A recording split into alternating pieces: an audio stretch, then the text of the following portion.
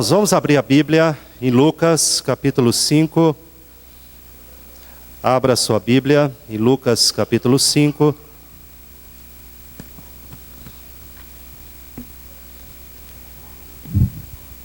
Eu quero falar um pouquinho sobre o tema básico, que é o tema do nosso ano, né? Lucas 5, quando Jesus Cristo então dá uma ordem para os discípulos, e essa ordem que ele dá para os discípulos é muito mais do que pescar peixes.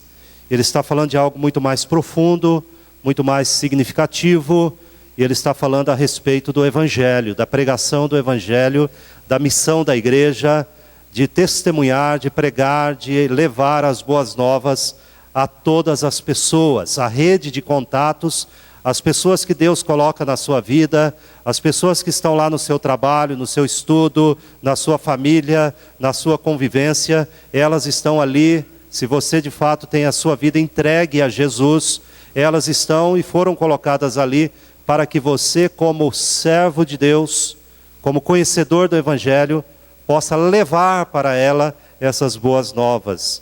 Então Lucas capítulo 5, a partir do versículo 1, a Bíblia diz assim: Aconteceu que, apertá-lo a multidão para ouvir a palavra de Deus, estava ele junto ao lago de Genezaré, que alguns outros evangelistas falam que é mar de Genezaré. Era um braço do mar ali.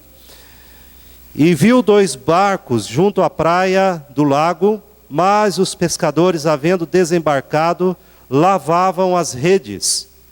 Entrando em um dos barcos, que era o de Simão, pediu-lhe que o afastasse um pouco da praia, e assentando-se ensinava do barco as multidões. Quando acabou de falar, disse a Simão: Faze-te ao largo e lançai as vossas redes para pescar. Respondeu-lhe Simão: Mestre, havendo trabalhado toda a noite, nada apanhamos, mas sob a tua palavra lançarei as redes. Isto fazendo, apanharam grande quantidade de peixes, e rompiam-se-lhes as redes. Então fizeram sinais aos companheiros do outro barco, para que fossem ajudá-los. E foram e encheram ambos os barcos, a ponto de quase irem a pique. Vendo isto, Simão Pedro prostrou-se aos pés de Jesus, dizendo: Senhor, retira-te de mim, porque sou pecador. Pois à vista da pesca que fizeram, a admiração se apoderou dele e de todos os seus companheiros, bem como de Tiago e João, filhos de Zebedeu, que eram seus sócios. Disse Jesus a Simão: Não temas, doravante serás pescador de homens. E arrastando eles os barcos sobre a praia, deixando tudo, o seguiram. Amém. Vamos orar. Pai Celestial, nós damos graças, porque o Senhor é Senhor soberano sobre todas as coisas. Louvado seja o teu nome, Pai. E nesta noite, através da tua palavra, o Senhor edifique a nossa alma. É o que nós pedimos em nome de Jesus. Amém, Senhor. Amém. Meus irmãos, é conhecido na nossa história recente aqui no Brasil, uma lei chamada Lei Áurea. Essa Lei Áurea, então, foi assinada no dia 13 de maio de 1888, lá no Rio de Janeiro, no Paço Imperial. A dona Isabel, princesa Isabel, mais o presidente da Câmara do Senado, o Senado Imperial, na verdade, na época, o Rodrigo Augusto da Silva, assinaram, então, esta lei. E esta lei, então, dava direito, a partir daquele dia, às 3:30 da tarde, no Paço Imperial, dava direito para que todos os escravos no Brasil fossem libertos. A escravidão chegava ao final, um ponto final nessa história do Brasil.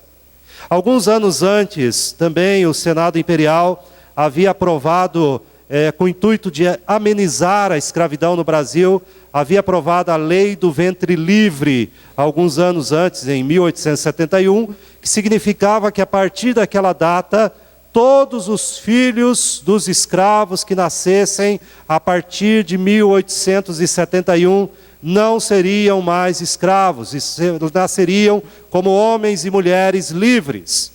Em 1873, surgiu também, em 1885, melhor dizendo, surgiu também a lei do sexagenário.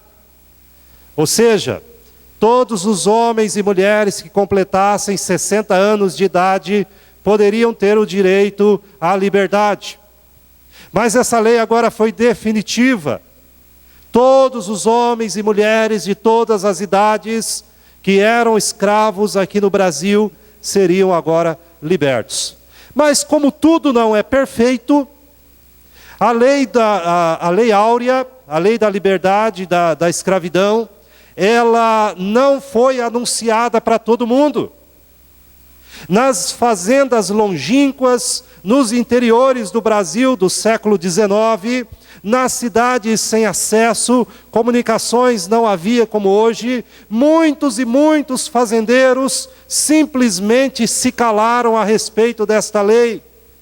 Eles não anunciaram aos seus escravos. Então aqueles homens, muitos deles, homens e mulheres, morreram escravos, sendo que havia uma lei assinada, que eles agora eram homens livres, mas nunca souberam disto. Então um movimento de escravos na época, e de pessoas interessadas, começaram a sair pelas cidades, começaram a sair pelas fazendas, pelos arredores, pelo interior, anunciando para os escravos que eles não eram mais homens e mulheres prisioneiros, mas havia uma liberdade, havia uma lei assinada e eles eram agora pessoas livres. Então, meus irmãos, eu acho esse retrato muito parecido com a missão da igreja. Ele é um paralelo com a pregação do Evangelho. O Senhor Jesus dá à igreja a mensagem que Ele libertou os cativos. Há uma mensagem para a igreja anunciar. E nós precisamos então, como há muitos relatos nas Escrituras Sagradas, sair para que essa mensagem chegue a todo homem e a toda mulher, que Cristo Jesus liberta o homem do pecado. Mas às vezes a gente falha nisto. Às vezes nós não damos a devida importância a isso. E às vezes nós podemos até nos acomodar em relação a isto, de que homens e mulheres ainda caminham para o inferno, sendo que Jesus Cristo é o Senhor. Ele libertou, através do seu sangue, todo aquele que nele pudesse crer. Como ouvirão, diz Romanos 10, o texto que nós lemos, como ouvirão se não há quem pregue? Esta é a mensagem da igreja. E é interessante que a Bíblia se utiliza de várias figuras para falar da responsabilidade missionária, evangelística da igreja, a nossa responsabilidade pessoal. A Bíblia usa a visão, ou a ilustração, a figura do semeador, do homem, o semeador que sai a semear, e espalhando a semente, o semeador como a igreja, a semente como o evangelho, e a terra como o coração dos homens. Jesus mesmo dá essa interpretação a essa parábola, dizendo, olha, ele sai a semear, uma parte cai em terra ruim, cheia de pedra, no espinho, à beira do caminho, mas finalmente uma parte da semente cai nos corações, que é boa terra, que o Senhor preparou para receber. Nós, como semeadores, não sabemos aonde cairá, mas o Senhor soberano já preparou a terra para que receba esta semente, e ela frutificará. Então nós temos também nas Escrituras o exemplo da árvore, a árvore que dá bons frutos, a árvore que produz bons frutos, como um exemplo para a igreja também. Nós temos nas Escrituras Sagradas também o exemplo do carteiro, o mensageiro que leva uma mensagem. E este mensageiro tem um destino, e esta mensagem tem um destino, para que seja entregue também como retrato da igreja. E nesse texto aqui nós temos o pescador lançando as redes.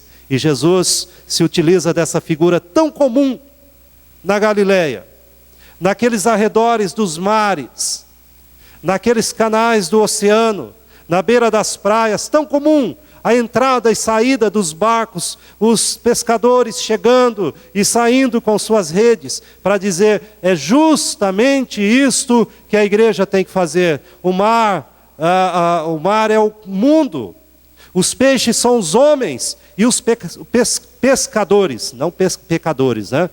Os pescadores é a igreja. É a igreja, e a rede é o evangelho. Então Jesus Cristo mesmo deixa isso para nós. E eu quero, no versículo 4, destacar aqui em Lucas capítulo 5, versículo 4, as escrituras sagradas nos dizem assim: quando acabou de falar, disse a Simão, faze-te ao largo e lançai as vossas redes para pescar. E é justamente sobre isso que eu quero falar rapidamente, o lançar as redes, como nós temos no nosso tema aqui, né? Lançar as redes, ou seja, a evangelização. Todas as vezes, meus irmãos, que a igreja evangeliza, seja através de qualquer um dos seus membros, através de você e de mim, todas as vezes que as boas novas do evangelho é pregada ao seu vizinho, ao seu amigo, pessoas conhecidas ou desconhecidas, mas todas as vezes que a igreja abre a sua boca para proclamar as boas novas do evangelho, a multiforme graça de Deus se evidencia. Veja o versículo 5, como que a multiforme graça de Deus se evidencia na pregação do evangelho. Respondeu-lhe Simão, mestre, havendo trabalhado toda a noite, nada apanhamos, mas sob a tua palavra lançarei as redes. Isto fazendo, apanharam grande quantidade de peixes, e rompiam-se-lhes as redes. Então fizeram sinais aos companheiros do outro barco, para que fossem ajudá-los. E foram e encheram ambos os barcos, a ponto de quase irem a pique. Meus irmãos, a multiforme graça de Deus se evidencia na evangelização. Nós temos que lembrar que Jesus se utiliza de toda esta cena acontecendo ali na beira do mar, naquela situação onde a multidão então está apertando Jesus, eles querem ouvir Jesus, mas Jesus também está preocupado com os seus discípulos, a futura igreja, quando eles sairão para evangelizar. E nós vemos então aqui essa multiforme graça de Deus se evidenciando. E Jesus não usa a ilustração de uma pescaria de vara. Quem aqui é pescador sabe, né? A pescaria de anzol, de vara, onde então um pescador solitário pega a sua vara, o seu anzol, e vai para a beira do rio, do lago, da lagoa, nos lugares de pesca, e lança ali o seu anzol, a sua vara, e solitariamente ele faz a sua pescaria. Não. A Bíblia fala de uma pesca de rede. E será que isso é uma coincidência? De que Jesus mostra que a missão da igreja é como uma pescaria de rede? Não, não é coincidência, porque na evangelização nós vemos Jesus falando de trabalho em equipe. Pessoas, elas devem se unir como igreja, por isso o papel da igreja é imprescindível na evangelização. Porque nós podemos cumprir o ID de Jesus como igreja, como povo de Deus. Quando Jesus fala assim para os seus discípulos, ide por todo mundo e pregai o evangelho a toda criatura. Não é uma missão solitária, não é uma missão de um homem só, de uma mulher só, não é uma pesca de anzol, mas ele fala de uma missão aonde toda a igreja está envolvida. Irmãos, demanda a participação de todos. Nós vemos aqui, quando Simão vai dizer, Senhor, nós trabalhamos a noite toda. Depois eu quero falar um pouquinho sobre isso. Trabalhamos a noite toda. Isto fazendo, quando eles lançam a sua rede, no final do versículo 5, isto fazendo, versículo 6 começa, apanharam grande quantidade de peixes e rompiam-se-lhe as redes. É interessante que quando as pessoas, os barqueiros, né, os pescadores, saem para pescar os seus peixes de rede, eles não saem um homem só. Há um trabalho envolvido ali. As redes não são lançadas por um homem só. Elas não são puxadas por um homem só. O barco não é remado por um homem só. Há uma equipe. Pedro tem uma firma de pesca, onde então ele tem homens que trabalham com ele, porque ele sabe que é necessário mais de um para que isso aconteça. É necessário mais de um para que os barcos sejam lançados no mar, para que as redes sejam lançadas, sejam puxadas, para que os peixes possam vir para os barcos e finalmente para que eles sejam separados também. E o texto fala dessa intensidade de pessoas, porque aquela grande quantidade de peixe que foi pega aqui no versículo 6, o versículo 7 fala que mesmo aqueles homens que ali estavam, não deram conta do trabalho. Eles não conseguiram dar conta da demanda. E o versículo 7 diz, então fizeram sinais aos companheiros de outro barco, para que fossem ajudá-los. E foram e encheram ambos os barcos, a ponto de quase irem a pique. Isso mostra o trabalho da igreja. Por isso que na igreja, meus irmãos, a multiforme graça de Deus se evidencia, porque Jesus é o Senhor da igreja. A igreja não pode ter um senhor humano. Ninguém na igreja pode se auto-titular como o cabeça da igreja. Ninguém na igreja pode chamar para si os melhores dons e dizer então que ele é portador dos melhores dons na igreja. Porque a igreja trabalha dentro desta dinâmica. Eu quero que você abra a sua Bíblia, ou acompanhe a leitura que eu vou fazer, lá em 1 Pedro, capítulo 4, quando Pedro, talvez lembrando dessa situação, né, ele tenha escrito aqui também, lembrando de quando ele passou com o Mestre, tudo que ele passou com Jesus, ele escreve lá em 1 Pedro, capítulo 4, no versículo 10. Vamos ler juntos? Pega aí a sua Bíblia. Aqui nós já temos aqui na projeção, fica mais fácil ainda, né? Mas vamos fazer a leitura juntos do que Pedro escreve. Leiamos. Servi uns aos outros, cada um conforme o dom que recebeu, como bons despenseiros da multiforme graça de Deus. A graça de Deus é dessa forma, ela ganha multimaneiras, multiformas de se manifestar, e ela se manifesta através da sua igreja e através do serviço dos santos, do seu trabalho, do meu trabalho, do dom que nós recebemos para servir ao Senhor. Então a pesca neste lugar mostra isso. Eu quero que você também, se assim desejar, abra em outro texto, 1 Coríntios, no capítulo 12, Paulo também fala a esse respeito, no versículo 14 e 15, 1 Coríntios, capítulo 12, versículos 14 e 15. Diz assim: porque também o corpo não é um só membro, mas muitos. Então Paulo está falando da igreja, está usando a ilustração do corpo. O corpo não é um membro só, nós não temos um membro só no corpo. Nós temos muitos, Paulo vai dizer. Se disser o pé, ele continua no versículo 15, porque não sou mão, não sou do corpo, nem por isso deixa de ser do corpo.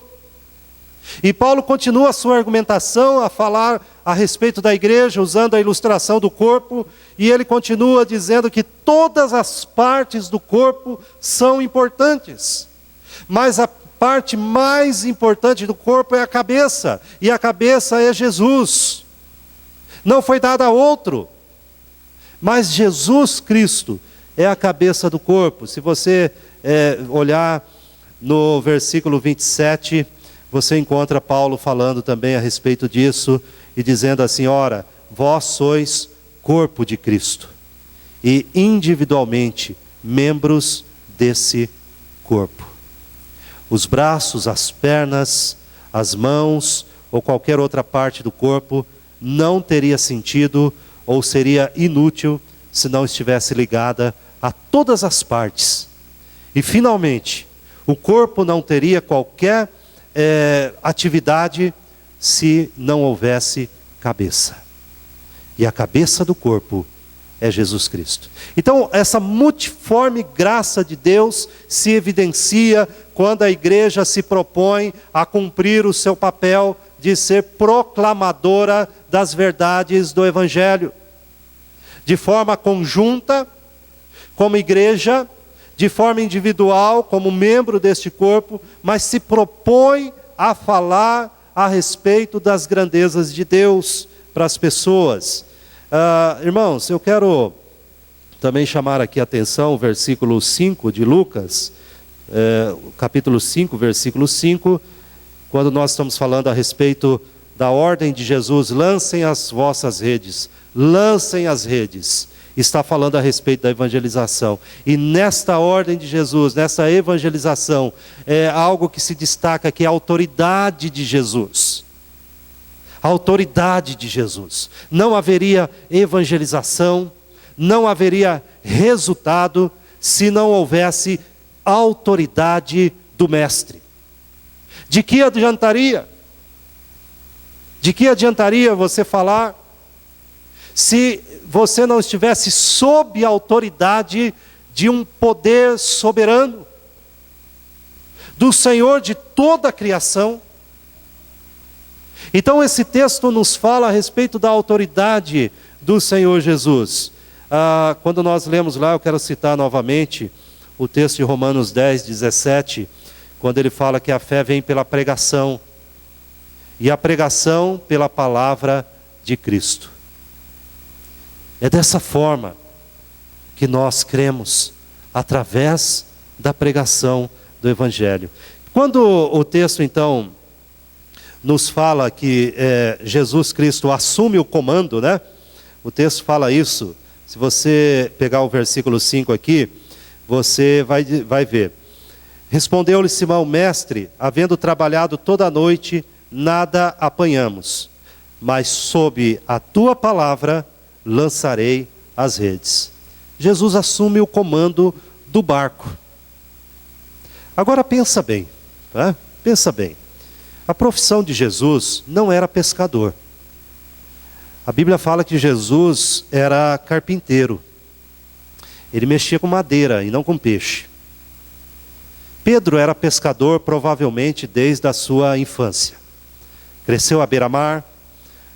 Provavelmente seus pais eram pescadores, e Pedro aprendeu o ofício muito bem, pela experiência, e ele conhecia muito bem a sua profissão. Talvez ele tenha pensado: o que um carpinteiro está se metendo aqui na minha profissão? Quando Jesus Cristo fala para eles, quando eles estão ali lavando as redes, eles lavavam então as suas redes para que não apodrecessem, colocava para secar e tentar novamente no outro dia. Eles trabalharam a noite toda, e havia dois detalhes importantes. Naquele lago, apenas à noite se pegava peixe, esse é um fato, e apenas no raso. Todo pescador ali sabia disso. Todo pescador. Não se pegava peixe de dia e não se pegava peixe no fundo. E Jesus contradiz essas duas regras básicas da pescaria no lago de Genezaré. Jesus fala: vai para o fundo e lance a rede. Olha só, versículo 4. Quando acabou de falar, Jesus estava dentro do barco, né? E ele aproveitou os barcos ali que estavam na beira da praia. E Jesus entra nesse barco para falar à multidão, e ele fala para Simão: Simão, agora faz o seguinte, aqui é o comandante, agora sou eu. Faze-te ao largo, ou seja, vai para o fundo. Sai daqui, vai para o fundo. E lá no fundo, você vai lançar a rede. Simão, polidamente, ele usa uma palavra que aparece apenas em Lucas. Um termo que não aparece em lugar nenhum do Novo Testamento. A palavra mestre aqui. Você fala: mas aparece em outros lugares a palavra mestre. Mas a palavrinha na língua que foi escrita só aparece aqui. E é interessante. Porque a palavra que é traduzida aqui por mestre, que só Lucas usa, né? Ela vai nos dar uma ideia de como Pedro lidou com essa questão da autoridade. Ele reconheceu aqui a autoridade de Jesus. Essa palavra era usada apenas para comandantes supremos, era utilizada apenas para os magistrados, para os governantes de uma cidade, para os presidentes importantes, era só para pessoas, é como se fosse uma palavra na nossa língua de Vossa Excelência, ou Excelentíssimo Senhor, coisas dessa natureza. Então Pedro se dirige a Jesus dessa forma: Excelentíssimo Senhor, Vossa Excelência. Havendo a gente trabalhado a noite toda, nós trabalhamos a noite toda, e aqui só pega peixe à noite. Aqui não pega peixe durante o dia. E aqui só pega peixe no raso, não pega peixe no fundo. Mas, se o Senhor falou, a gente vai fazer. Irmãos, a gente tem muito que aprender com isso de fato. Aprender com essa disposição de Pedro em se sujeitar à autoridade. O Senhor falou. O Senhor não se importa se isso é lógico. No caso de Pedro ali, se isso para Pedro faz sentido. Ele disse apenas para fazer. E Pedro então, pela fé, porque foi um ato de fé, não foi um lance de sorte, mas foi um ato de fé, Pedro fez. E quando nós estamos diante da evangelização, algo semelhante acontece. Meus irmãos, quando a gente fala em evangelização, quando a gente fala de pregar o evangelho a uma pessoa, nós estamos falando da coisa mais impossível que existe. Nós estamos falando da mensagem mais contraditória que existe. Então, humanamente falando, é impossível que uma pessoa nos dê ouvidos. Isso é um fato. Mas isso não importa para Jesus. E isso não deve importar para nós. Porque a transformação de um coração não é pela argumentação humana. Nós precisamos entender isso. Mas é pela ação do Espírito Santo. Porque a mensagem do Evangelho, como vai deixar claro, Jesus deixa claro lá em Mateus, no Sermão do Monte, do capítulo 5 ao capítulo 7, vai de encontro a todas as estruturas deste mundo. Por que vocês estão aqui assentados e não estão em outros lugares? Por causa do Evangelho. É por causa do Evangelho. Por que a nossa esperança não esmorona diante de uma situação difícil? É por causa do Evangelho. Porque alguém tem poder nessa história. Há um mestre nessa história. Não é a igreja que sustenta o Evangelho. Não é você que sustenta o Evangelho. Mas há um mestre.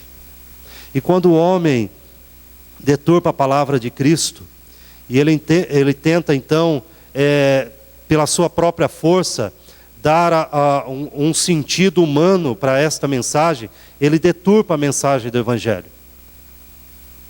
E aí então ele se faz mestre desta mensagem. E aí então, meus irmãos, o Senhor já não é mais mestre.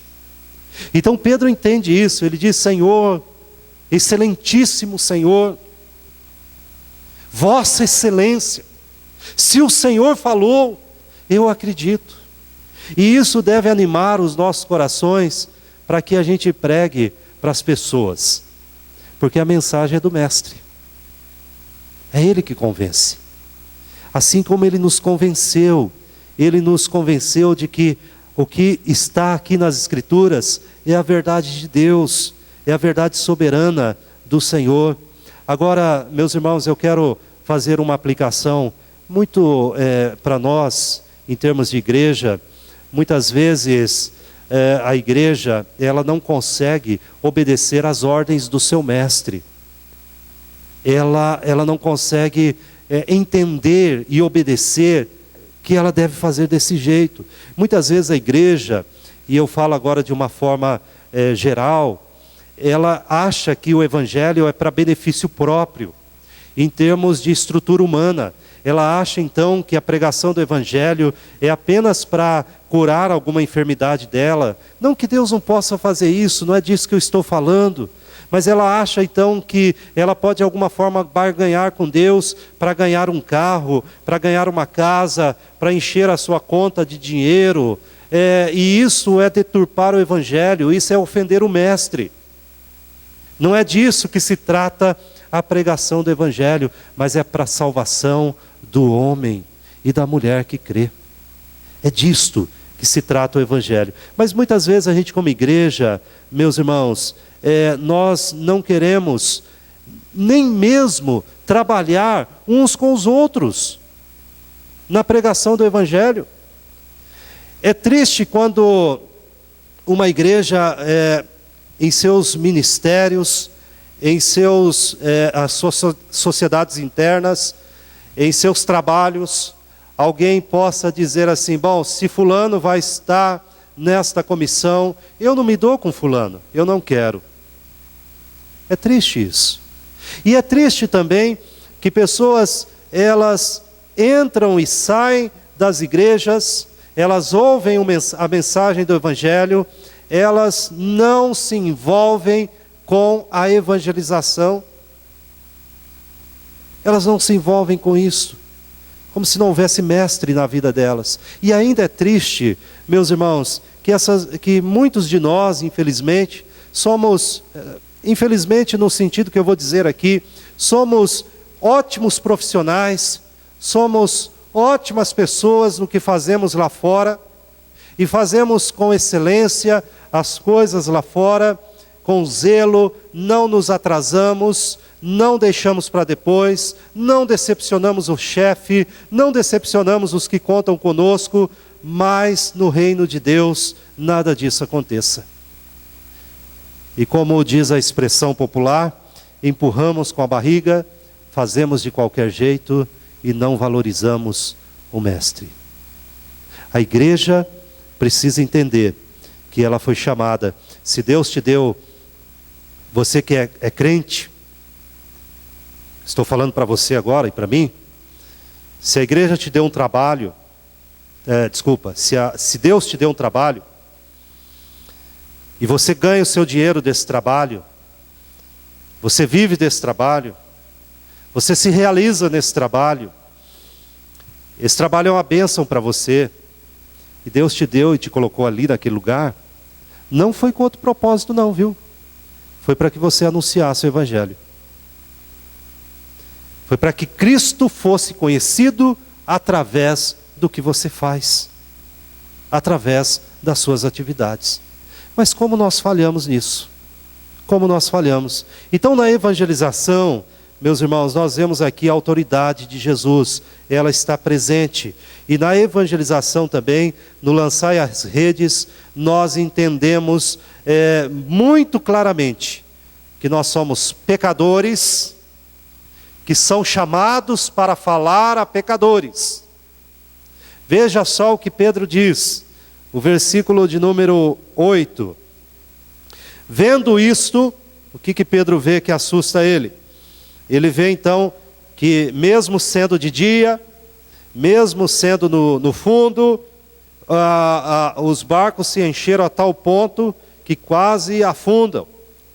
Vendo isto, diz o versículo 8, Simão Pedro prostrou-se aos pés de Jesus, dizendo: Senhor, retira-te de mim, porque sou pecador. Pois à vista da pesca que fizeram, a admiração se apoderou dele e de todos os seus companheiros. Então aqui eles reconhecem que são pecadores. São homens pecadores. Assim como você, assim como eu.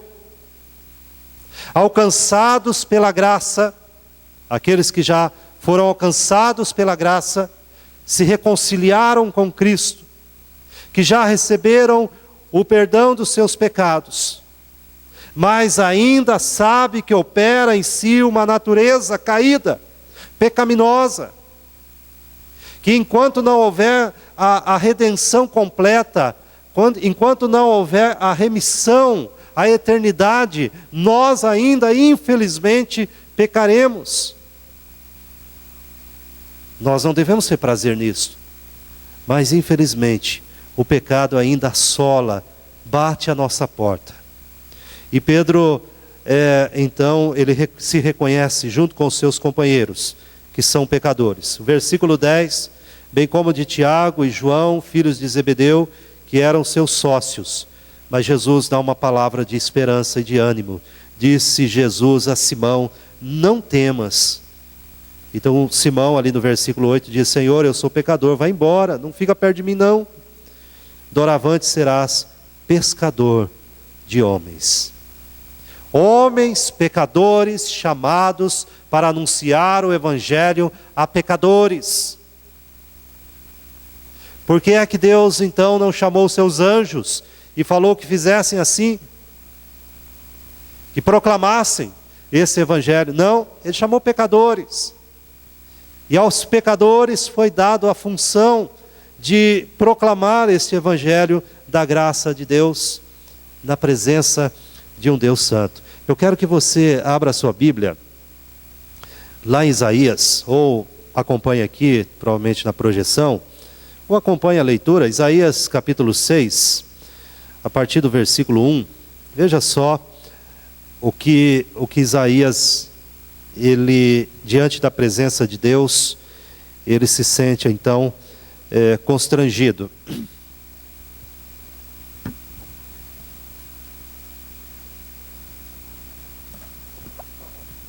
Isaías 6, a partir do versículo 1.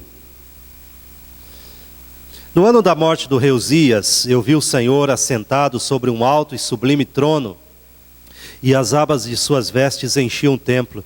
E a gente pode dizer assim, a visão de Isaías, né, de Deus.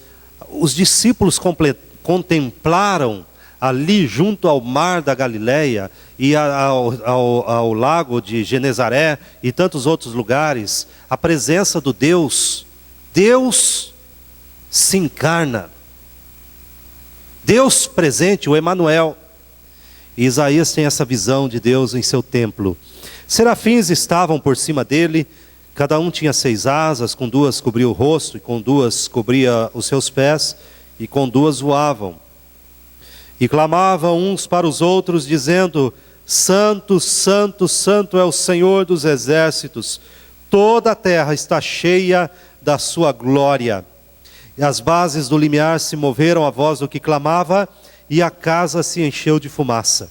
Então essa visão esplendorosa, maravilhosa que Isaías tem, mas o que chama a atenção é a autoridade do Senhor neste local, assim como as margens daquele lago. E no versículo 5, Isaías tem uma expressão que Pedro também se sente naquele lugar. Então disse eu: ai de mim, estou perdido, porque sou homem de lábios impuros. Habito no meio de um povo de impuros lábios, e os meus olhos viram o Rei, o Senhor dos exércitos. É o mesmo medo que se apoderou do coração de Pedro, se apoderou também do coração de Isaías, diante da majestade de Deus. Eu quero dizer uma coisa muito particular para você nesta noite. Se você nunca se preocupou ou teve medo dos seus pecados, comece a se preocupar.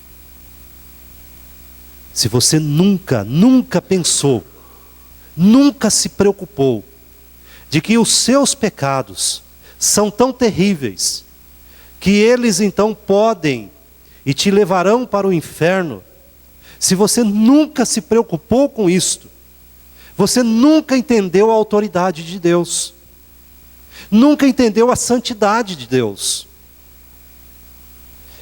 A evidência de um homem, de uma mulher convertida e convertido, é que ele tem terror de pecar contra Deus, de que ele sabe que os seus pecados são terríveis, e é que ele precisa de fato de Deus na vida dele.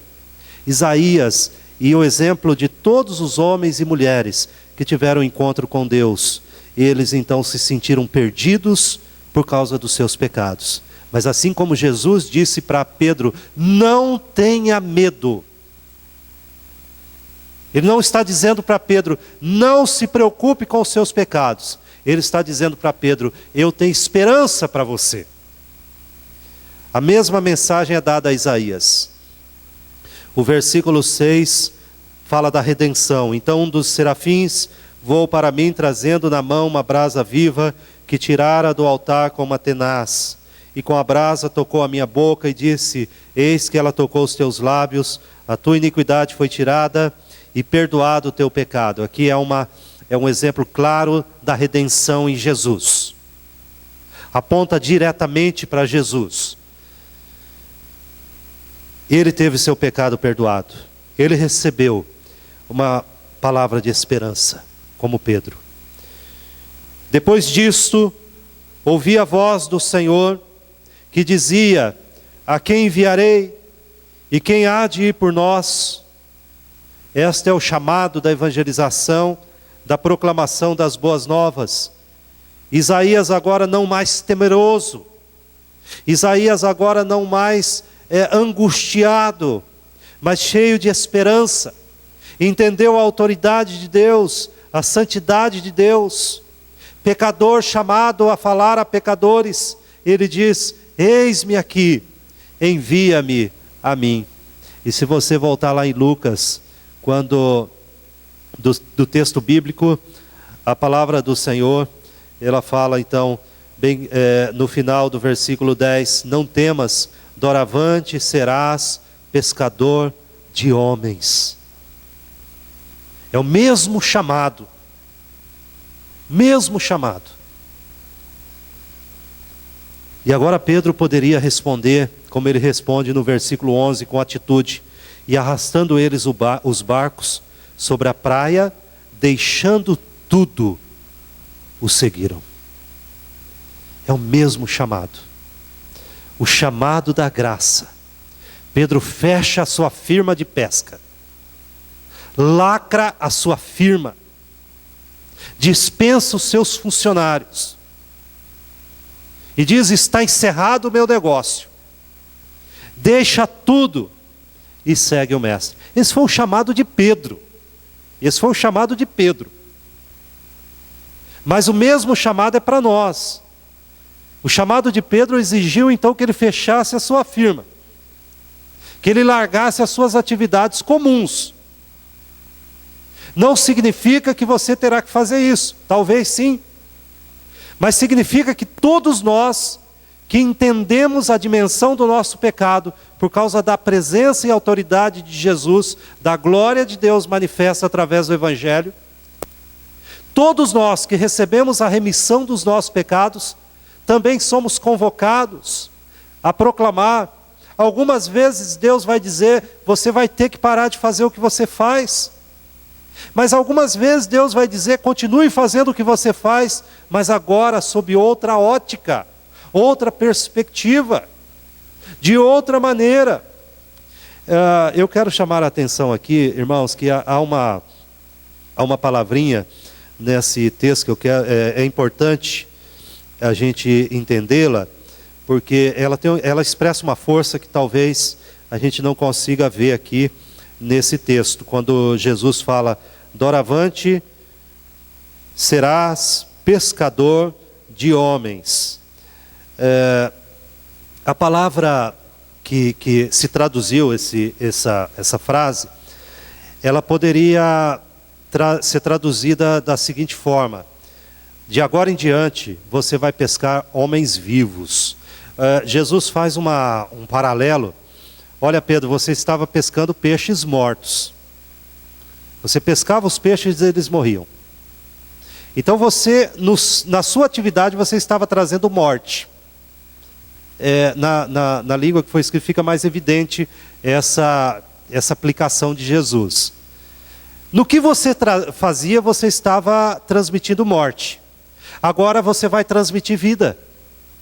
Eu te chamo agora para você transmitir vidas através da pescaria. E a pescaria não será mais de peixes. A pescaria será agora de homens. Você pescará homens para que vivam. De peixes que estavam vivos, você os transformava em peixes mortos. Agora de homens que estão mortos, você transformará em homens vivos. Essa é a força da expressão desse texto.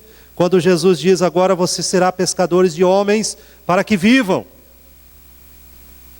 A Bíblia nos fala, meus irmãos, em Efésios 2, que todos nós estávamos mortos nos nossos delitos e nos nossos pecados. E ele vai dizer em Efésios que a pregação do Evangelho, Deus nos deu vida. Eu acho isso, eu espero que a minha oração de fato é que os irmãos consigam entender o que eu estou falando, que eu acho isso espetacular. Deus deu à igreja a capacidade para nós, indivíduos e igrejas do Senhor, de transmitir vida.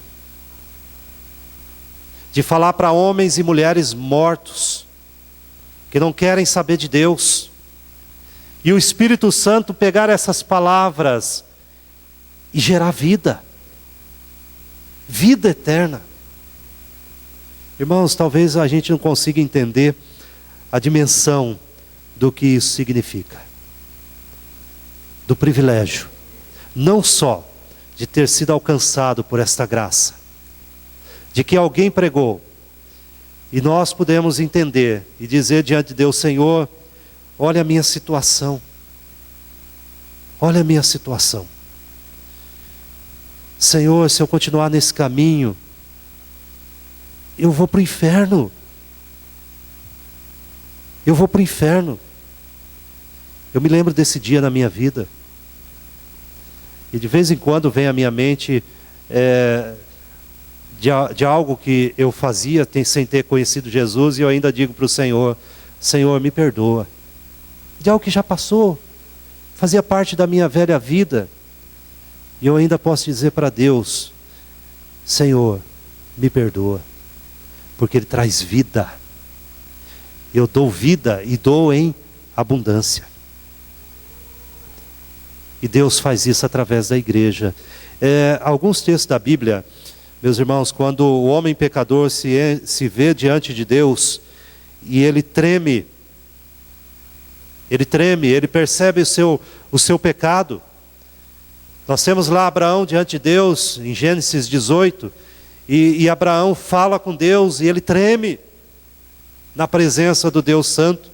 Nós temos lá no Antigo Testamento Manoá e sua esposa, o pai e a mãe de Sansão, quando o anjo do Senhor aparece, e eles não sabem que é o anjo do Senhor, o que os estudiosos chamam de epifania no Antigo Testamento, ou seja, a presença de Jesus ali, e vem dar uma mensagem para Manoá e sua esposa, e eles então conversam com aquele anjo do Senhor, e quando então esse anjo do Senhor vai aos céus, e eles falam, nós estávamos diante de Deus e não sabíamos, nós vamos morrer. E eles tremem por causa dos seus pecados. Nós, quando encontramos lá em Jó 42, lá no finalzinho das suas tribulações, ele diz assim, eu conhecia Deus só de ouvir, mas agora meus olhos te veem, e eu me abomino no pó e na cinza. Meus irmãos, só assim nós podemos perceber que nós estamos de fato transmitindo aquilo que nós já experimentamos. Se você abrir Isaías 64, o versículo 2, eu quero, já encerrando aqui,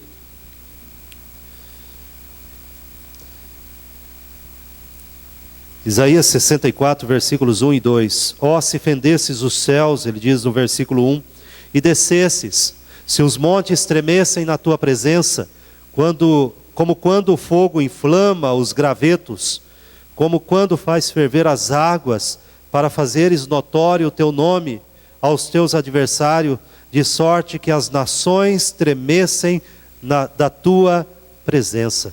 Então o texto bíblico fala que na presença de Deus, até as nações tremem. E por que que a igreja, muitas vezes, meus irmãos, não treme? Então nós precisamos, de fato, primeiramente perceber que a igreja tem um grande privilégio. Ela é chamada para proclamar a vida, a verdade. Jesus Cristo diz: eu sou o caminho, a verdade e o que mais? A vida. E ninguém vem ao Pai a não ser por mim. Não existe outro caminho para o céu. Mas e a ignorância, se não ouvirem, eles não serão salvos, porque não ouviram. A Bíblia deixa bem claro: não há salvação sem a pregação do Evangelho. Mas e aqueles que ouvirem? Bom, a única coisa que eu posso dizer é que nós teremos que perguntar para Deus. Mas o caminho da salvação, Deus deixa muito claro, é através do Evangelho. Através das boas novas. A pregação do Evangelho, para que dê vida. E eu não estou falando de um Evangelho açucarado, não estou falando de um falso Evangelho, de um Evangelho diluído, de um Evangelho que só vê as conquistas desta terra, mas eu estou falando de um Evangelho triunfante, que mostra a salvação em Cristo Jesus. Meus irmãos, eu quero nesse momento orar. Vamos fazer uma oração. Eu quero convidar você a fechar os seus olhos. Nós vamos orar nesse momento por esta grande responsabilidade da igreja. E eu quero, nesta oração, que a gente de fato peça ao Senhor: Senhor, olha, tantas coisas, Senhor, que às vezes tem pesado sobre mim e tirado até o meu ânimo, a minha vontade de falar a respeito do Evangelho. Eu preciso da Tua graça. E se você nesta noite ainda não tem a esperança em Jesus, o Senhor se fez homem, Jesus se fez carne, Deus habitou entre nós, para que pudesse morrer ao nosso favor, para que você, indo a Ele, buscando a sua graça, o seu coração então sendo inclinado para Deus, você pudesse ter agora vida, e vida em abundância. E se Deus tem inclinado o seu coração para buscá-lo, clame pela sua misericórdia e pela sua graça.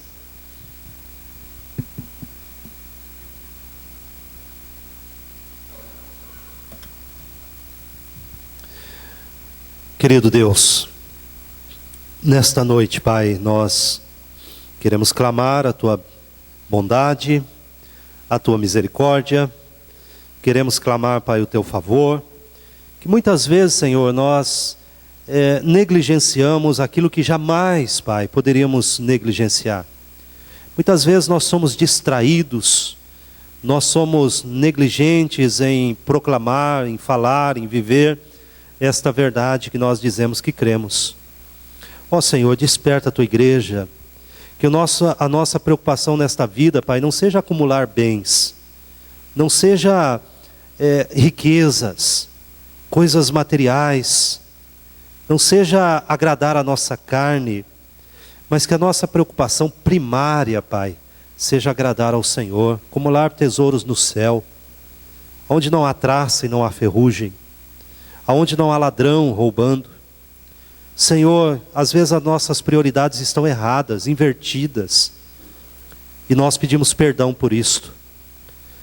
Desperta, Pai, o nosso coração, a nossa motivação, para que o Evangelho, este santo Evangelho que alimenta o coração, tantas pessoas, Pai, estão desorientadas, estão vivendo embaixo do estresse, da agitação, estão, Pai, preocupadas e angustiadas e ansiosas, porque muitas vezes inverteram o que é valoroso, o que de fato importa. E aí, Pai, suas almas estão sobrecarregadas. E a começar por nós, pela casa do Senhor, pela igreja, que isso seja invertido, Pai, colocado nas posições corretas, para que nós possamos proclamar a este mundo que não tem rumo, que vive, Pai, pelo prazer, que vive para si, que Jesus Cristo que é que pode dar vida e vida em abundância. Ó Senhor, que essa santa mensagem alimente a nossa alma. Nos leve, Pai, em paz. Nos dê uma semana debaixo do cuidado maravilhoso e gracioso do Senhor. Que a Tua bênção nos alcance, Pai, todos os dias. E o Senhor nos cerque com a Tua graça, como cercas protetoras do Teu amor sobre nós. Ó Pai, que os nossos pecados estejam sempre diante de nós. Não, Pai, para nos esmagar, mas para nos fazer dependentes de Ti. De que nós precisamos do amor e da graça e do perdão do Senhor. Nos leve em paz, Senhor. Nos dê uma semana de bênção. E uma semana, Pai, de transformações na nossa vida. Que sejamos corajosos, sejamos valorosos em anunciar as verdades deste Evangelho. É o que nós oramos em nome de Jesus. E agora, amados irmãos, que a graça do nosso Senhor e Salvador Jesus, que o amor de Deus, o nosso Pai, e que a comunhão e as doces e ternas consolações do Santo Espírito repouse, amados, sobre vós, enche os vossos corações nesta igreja e sobre a igreja de Jesus que está espalhada por toda esta terra, hoje e para todo sempre. Amém e amém.